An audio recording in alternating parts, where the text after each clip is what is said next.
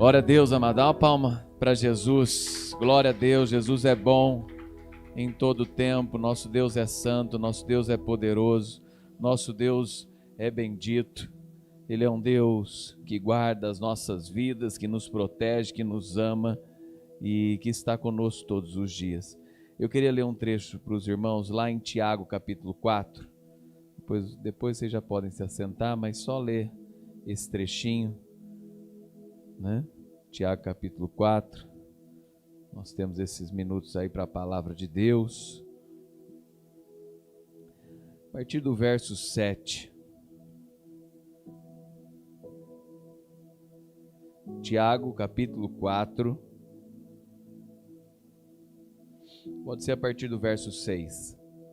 Mas é bem no verso 8 que eu queria falar esta manhã. Diz assim a palavra do Senhor: mas Ele nos dá cada vez mais graça. Por isso diz: Deus resiste aos soberbos, mas dá graça aos humildes. Portanto, sujeitem-se a Deus, mas resistam ao diabo, e ele fugirá de vocês. Olha o verso 8. Cheguem perto de Deus, e ele se chegará a vocês. Limpem as mãos, pecadores, e vocês que são indecisos, purifiquem o coração. Reconheçam a sua miséria, lamentem e chorem. Que o riso de vocês se transforme em pranto, e que a alegria de vocês se transforme em tristeza. Humilhem-se diante do Senhor, e Ele os exaltará. Senhor Deus maravilhoso, essa é a sua palavra. Pedimos que nesta manhã o Senhor fale ao nosso coração, Pai. Que nós busquemos, Senhor, a amizade com Deus, a intimidade com Deus, Pai. E nos afastemos, Pai, das coisas do mundo, dos prazeres do mundo, da soberba da vida, das concupiscências dos olhos, das concupiscências da carne, Pai, e possamos buscar mais a Ti. Que a Tua vontade, Senhor, possa cada vez mais estar no nosso coração, Pai. Pedimos de maneira preciosa a Tua presença, em nome de Jesus. Amém. Amém. Pode se assentar. Aqui ele fala de muitas coisas aqui no começo: ser amigo do mundo, né?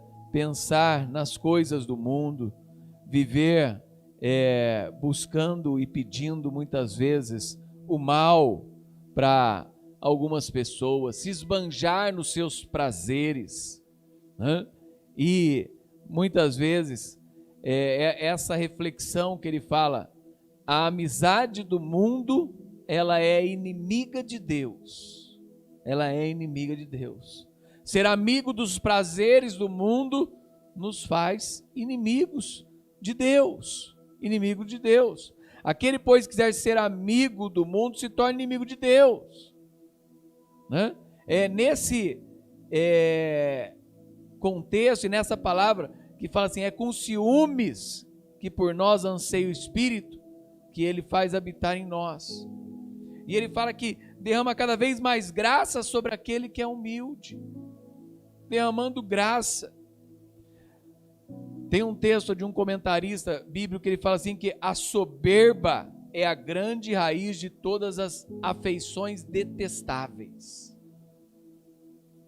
né? A altivez, a soberba é a raiz de todas as afeições detestáveis. O diabo é o pai da soberba e o pai da inveja. E muitas vezes nós não pensamos nisso, né? Aí você fala assim: mas pastor, você não ia falar de santidade, né? Ao falarmos de santidade, nós precisamos contemplar a intimidade com Deus. E para buscarmos a intimidade com Deus, precisamos deixar algumas coisas para trás. E uma delas é a amizade com o mundo. esse trecho, ele fala disso. Cheguem mais perto de Deus, e Ele chegará a vós. Ele vos ouvirá, para que nada mais impeça o agir de Deus na nossa vida. Ele pede para nós chegarmos mais perto de Deus.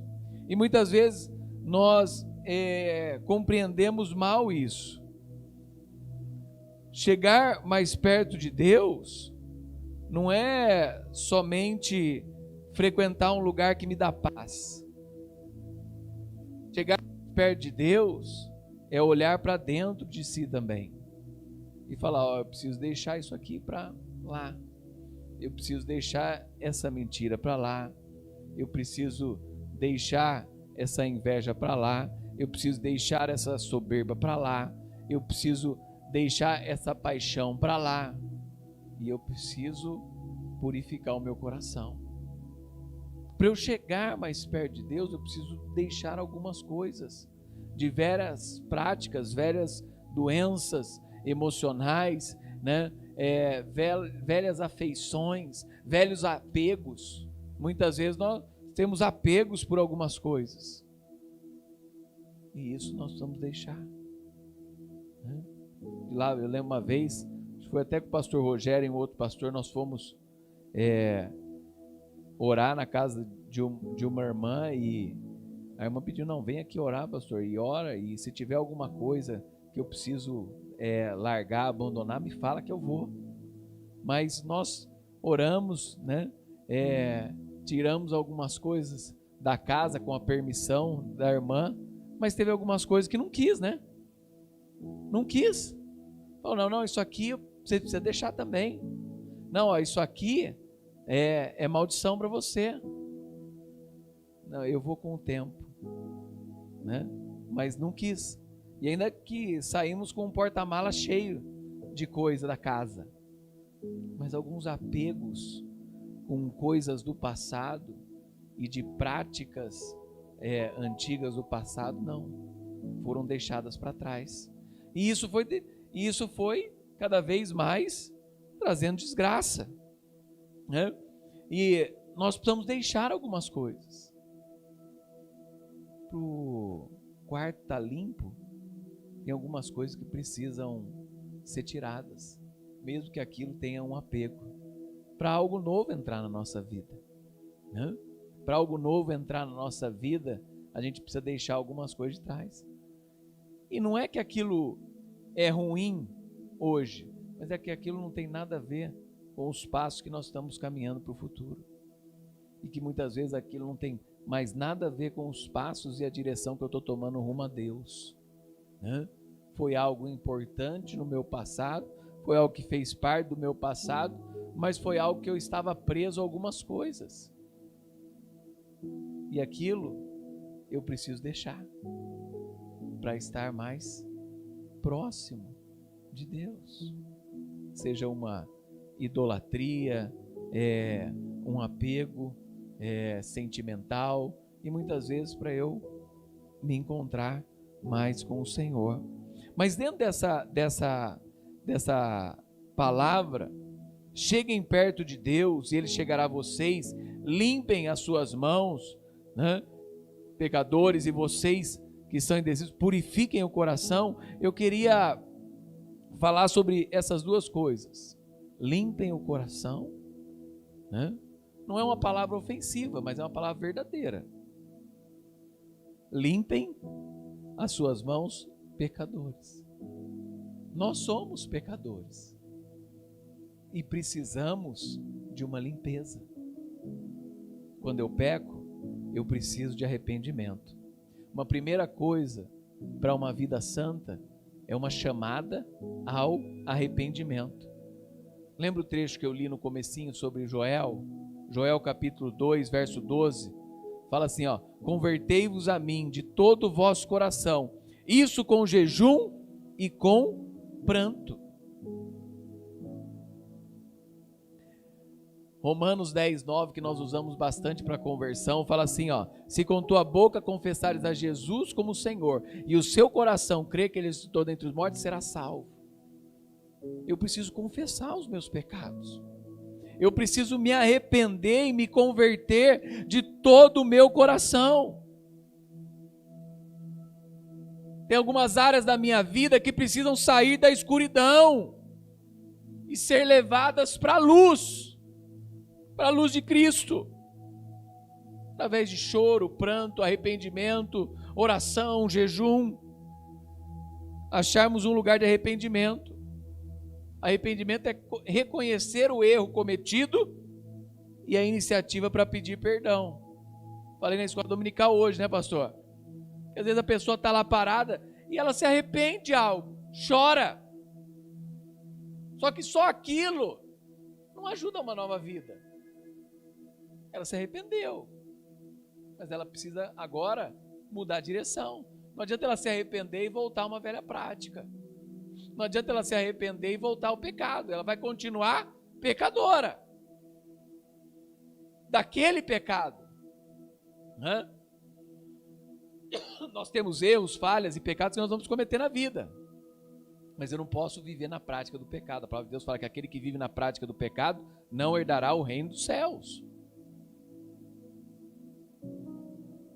Eu preciso de uma nova vida. Eu preciso reconhecer o erro. Eu preciso chorar por aquele erro. Mas eu preciso me converter. Eu preciso mudar. Eu preciso abandonar o velho homem. Abandonar as velhas práticas. A conversão é quando uma pessoa está indo para uma direção e muda. Seguindo para o outro lado. Se afastando do pecado. E indo em direção a Deus. Caminhando em direção ao Senhor. Vai para um caminho de salvação.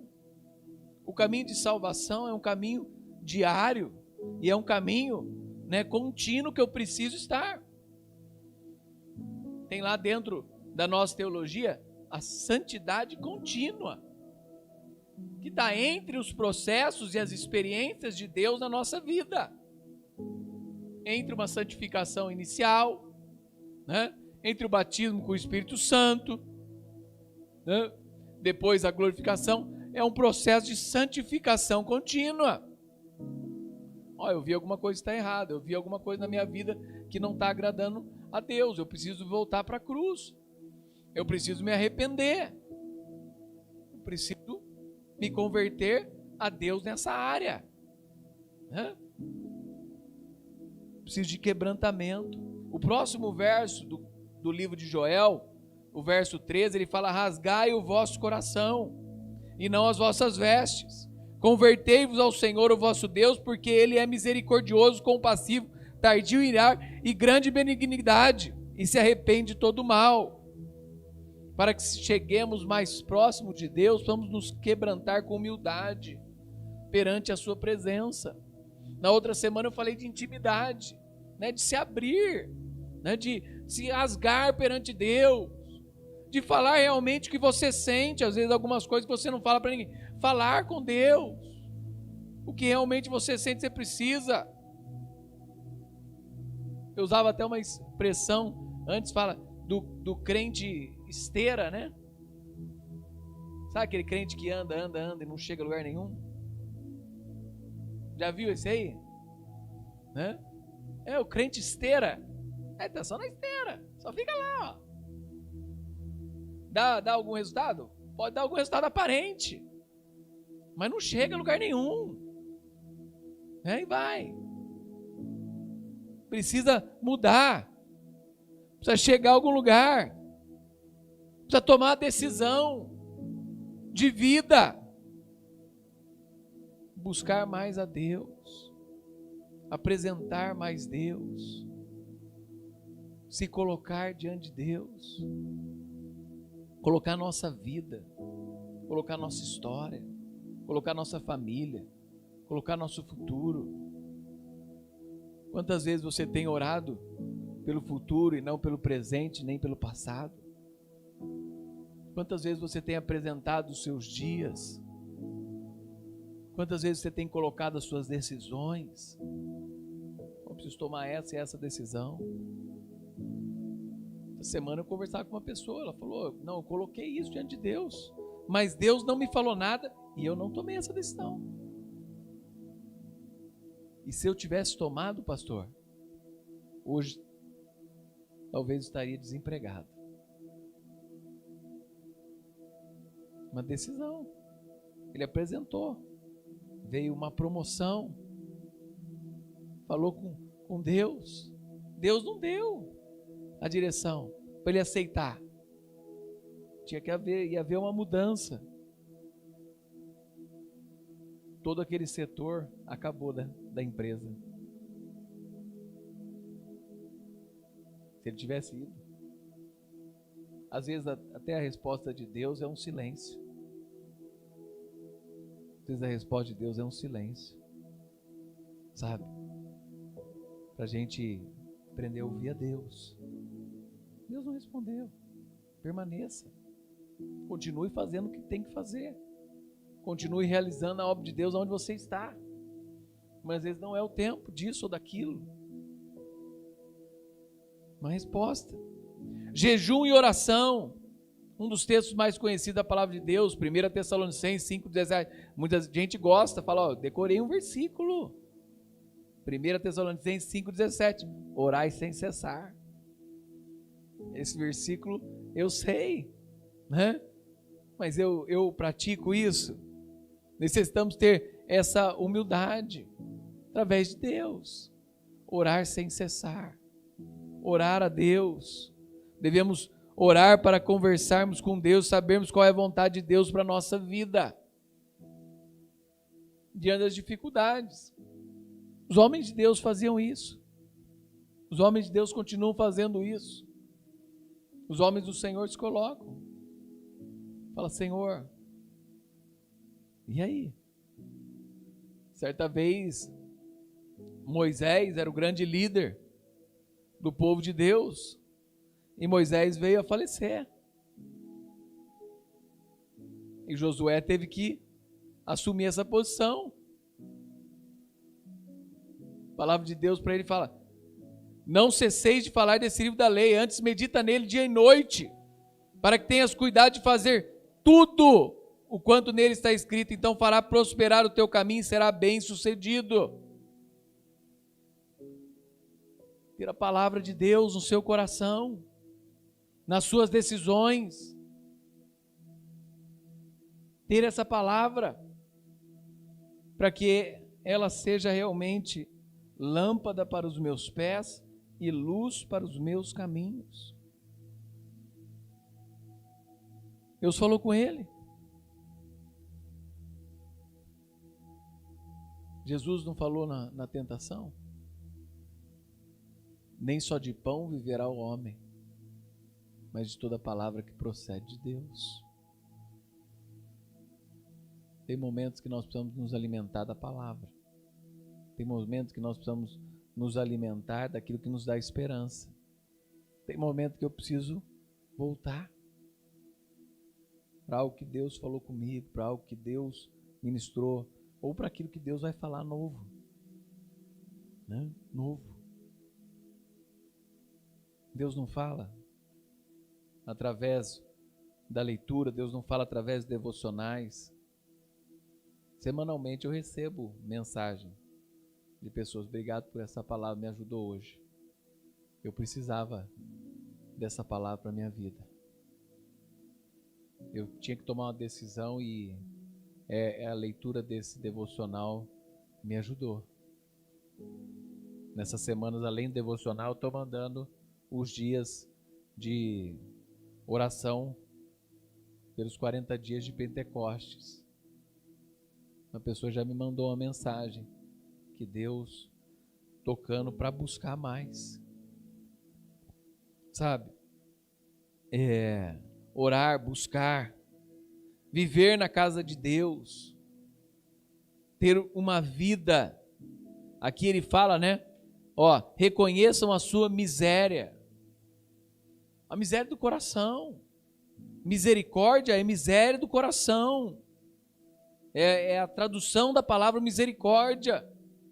E muitas vezes nós precisamos reconhecer quem nós somos, reconhecer que nós precisamos mudar, reconhecer e estar humilde diante de Deus. A vida está passando e ela vai passar, e ela está passando cada vez mais rápido, parece. Falei pro Hugo hoje mesmo, falei, abril já foi, hein? Mais um mêsinho, né? Mais uma semaninha aí, já foi.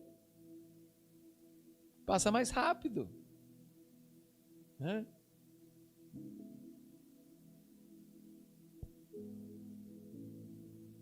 E a vida vai passando. As etapas da vida vão passando. Tá aí, as nossas crianças já não são mais bebês. Daqui a pouco a Alice já é adolescente. Né? O João já fica nesse estilinho aí. Daqui a pouco aí do Gu já estão correndo, né? Então, já vai saber o sexo essa semana, né?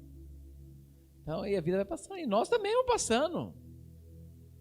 Ainda somos jovens, né? Jovens, de 40 anos já. Né? Daqui a pouco vai passando. Ontem está contando que história era? A história de alguém de 50 anos, né? E na história, é história, pessoal, não adianta, é história. Hoje era história. Que alguém de 50 anos, e na história estava que um senhorzinho de 50 anos, né? E eu lembro que algumas semanas atrás, eu falei de história também, que no início do século passado, é lógico, do início do século passado, tinha lá, né, que num jornal, que era um senhorzinho de 41 anos.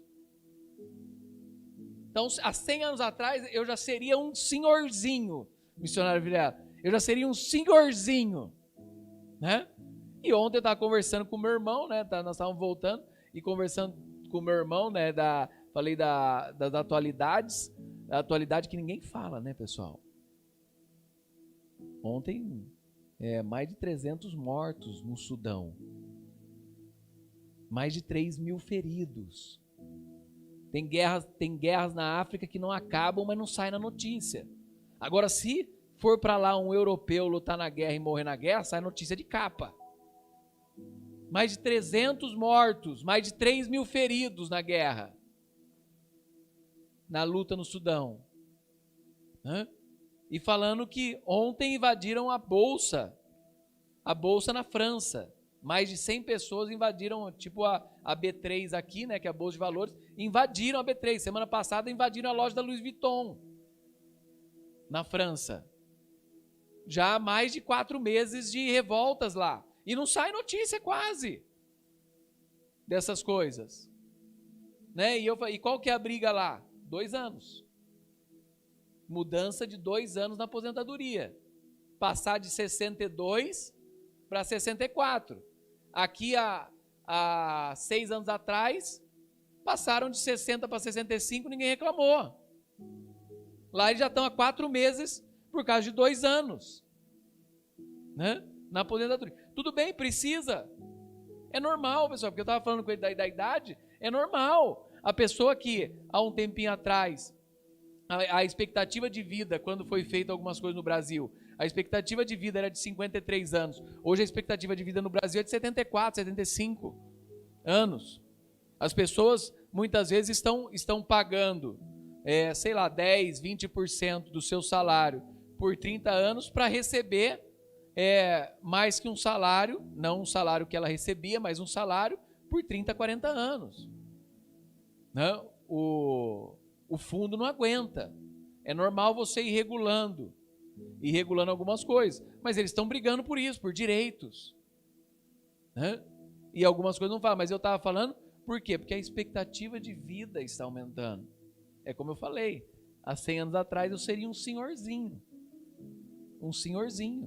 de 40, era 41, né? Numa história que eu falei, né? Era 41 anos, mas hoje as pessoas estão vivendo mais, né? Hoje as pessoas estão tendo uma expectativa de vida maior. Também não tem, já daqui a pouco, nós estamos no meio, se fosse assim 100 anos depois, nós estamos no meio das 2 guerras, né? Tem isso também, as guerras também matam mais, trazem mais doenças, trazem mais mortes, as expectativas de vida eram menores. Graças a Deus, porque nós não temos guerras mundiais, né? Temos algumas guerras locais e que têm matado, e a expectativa de vida na África é 50 anos, 50 e poucos anos. Eu estive na África nessa última década, algumas vezes. A expectativa de vida lá é muito menor do que a nossa, por causa de muitas guerras, muitas doenças, falta de vacinas, né? E aqui a gente falando de uma vida, e nós precisamos consagrar essa vida a Deus. Salmo 27:4 fala: uma coisa peço ao Senhor e a buscarei, que eu possa morar na casa do Senhor todos os dias da minha vida, para contemplar a beleza do seu Senhor e meditar no seu santo templo. Para contemplar a beleza do Senhor e meditar no seu templo. O templo do Senhor é a nossa vida. O nosso corpo é templo do Espírito Santo, devemos cuidar e usarmos da melhor maneira. E ele deve refletir a glória de Deus. A nossa vida. Devemos frequentar a igreja, devemos ter comunhão, devemos buscar a paz, devemos nos alimentar da palavra, devemos nos consagrar e nos santificar. O tempo está rugindo, o tempo está passando. E nós precisamos isso. Precisamos buscar.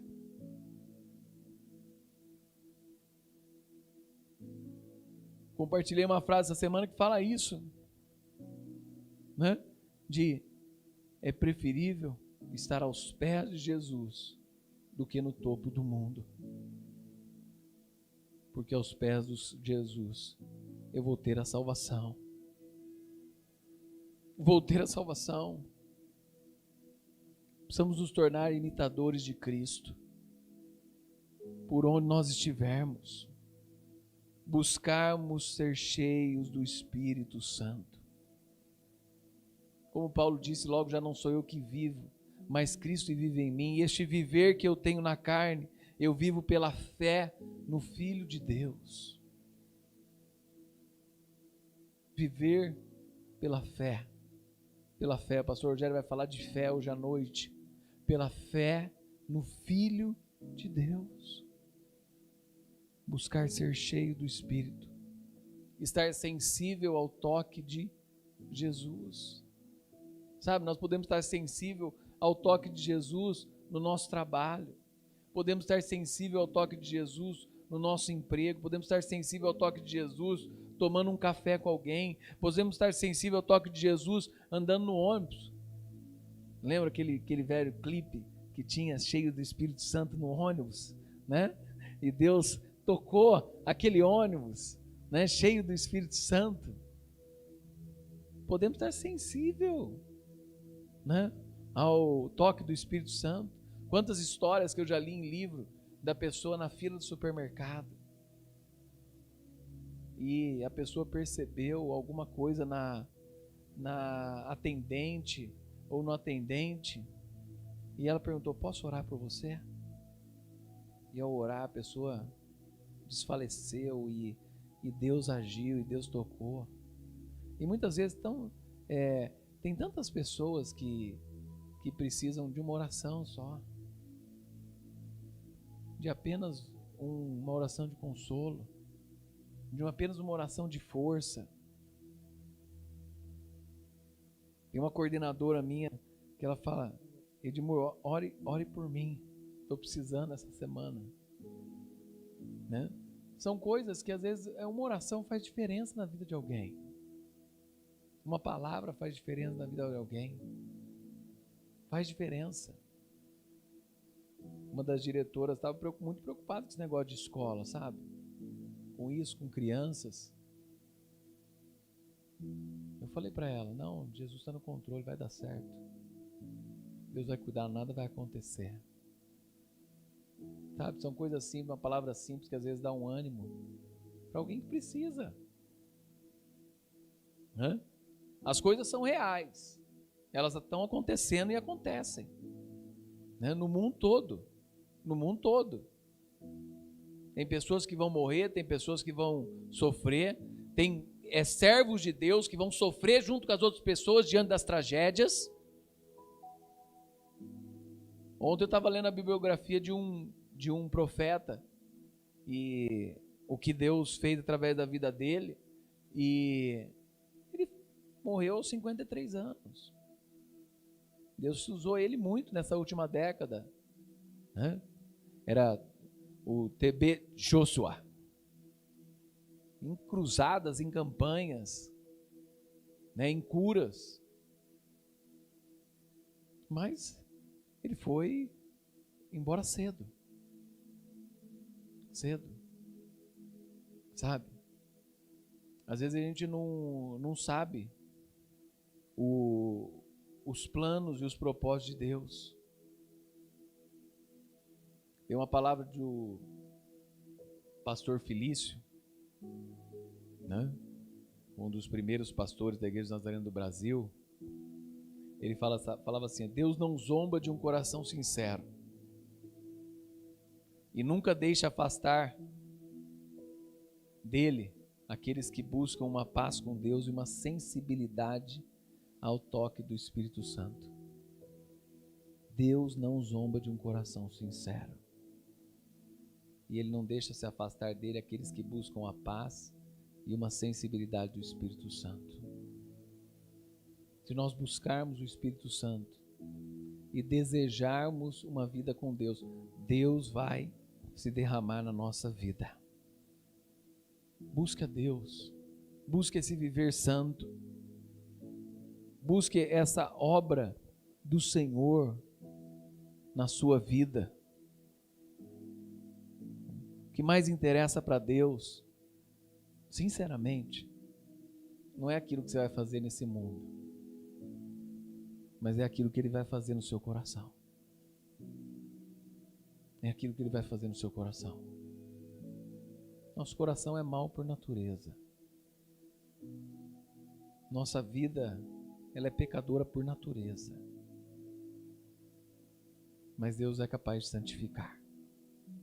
Deus é capaz de mudar. Deus é capaz de transformar o nosso coração, o nosso ser, e derramar sobre nós o seu Espírito e nos ajudar a ser semelhantes a Cristo. Eu quero te convidar, essa primeira semana que nós estamos nesse rumo ao Pentecoste, tendo um tempo de oração. Não sabemos se Deus vai derramar o que Ele já derramou nessa terra durante todo esse tempo, mas que Ele possa aquecer o nosso coração nessas semanas, nesse ano, anos tão difíceis que nós temos passado, mas que Ele possa aquecer o nosso coração, que Ele possa nos ajudar. Se você quiser vir aqui à frente ao altar, dobrar os seus joelhos, ou aí onde você está, dobrar os seus joelhos, ou colocar a mão no seu coração pedindo: ó Deus, eu quero ser tocado pelo Espírito Santo nesses dias. Senhor, eu quero ser cheio do Espírito Santo. Senhor, eu quero uma experiência nova contigo. Senhor, eu quero o agir do Senhor no meu trabalho, na minha casa, na minha família. Eu quero ver meus filhos cheios do Espírito Santo. Eu vou convidar o missionário Vilela, que está aqui hoje, e ele vai fazer essa oração por nós. Se você quiser chegar aqui à frente, nós vamos orar por você, pedir para que Deus possa encher o vaso, ou aí no mesmo seu lugar. Busque o Senhor.